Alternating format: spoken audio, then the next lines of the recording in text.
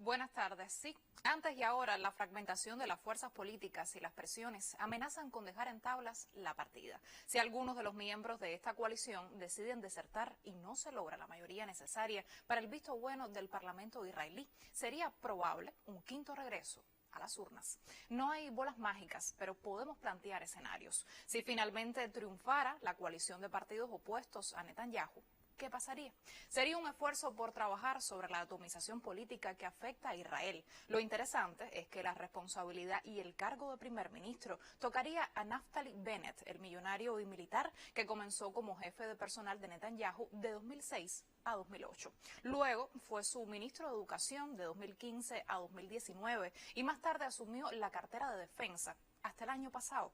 Alguien que para definirse políticamente dice verse a sí mismo como más a la derecha de Netanyahu y se le atribuye el presionar para un aumento de la expansión de los asentamientos de colonos israelíes en territorios palestinos.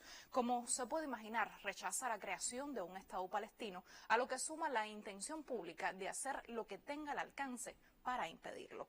En otras palabras, sería un próximo primer ministro israelí que se distancia del ejemplo Netanyahu solo para construirse un legado que compita desde nuevos extremos, pero sin la salpicadura de los juicios por fraude y corrupción en los que está y pudiera seguir envuelto por mucho tiempo el actual jefe de gobierno.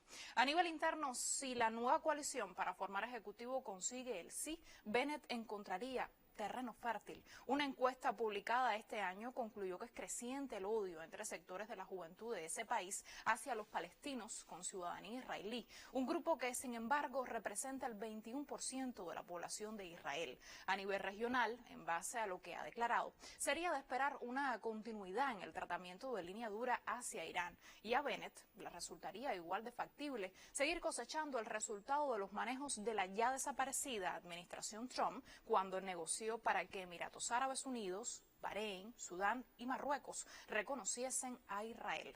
A nivel global, la figura de Bennett pudiera asociarse a una prolongación con sus propios matices de la ya conocida política israelí.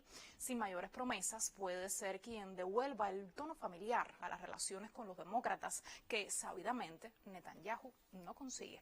Para las élites estadounidenses, Bennett tiene el atractivo de ser lo que esperan y, además, hijo de padres migrantes judíos de San Francisco. Por otra parte, a pesar de la campaña conservadora que impulsa este recambio político, es cierto que hay un guiño al mundo árabe.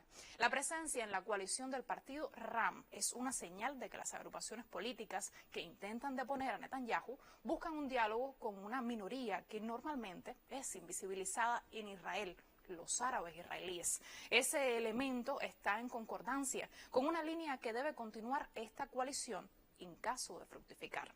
Y es que el acuerdo de esta alianza establece que en 2023 Bennett sería reemplazado en el cargo por Yair Lapid, actual líder de la oposición y uno de los políticos israelíes que apoya la solución de dos estados. Pese a ello, es necesario preguntarse ¿qué tan lejos podría llegar Lapid de darse la ocasión?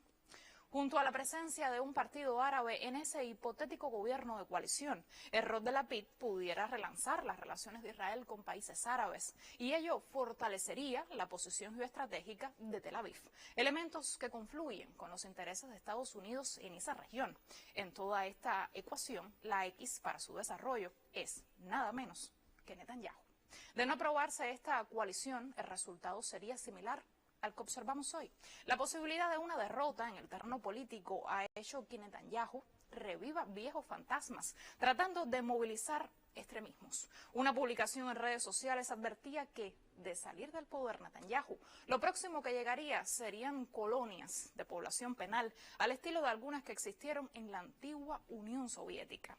La evocación del fantasma distorsionado del comunismo, unido a una retórica ultranacionalista y cuestionadora del poder judicial, parece ser síntoma de gobernantes que, invariablemente, dejan el asiento en tela de juicio. Así terminamos. Buenas tardes.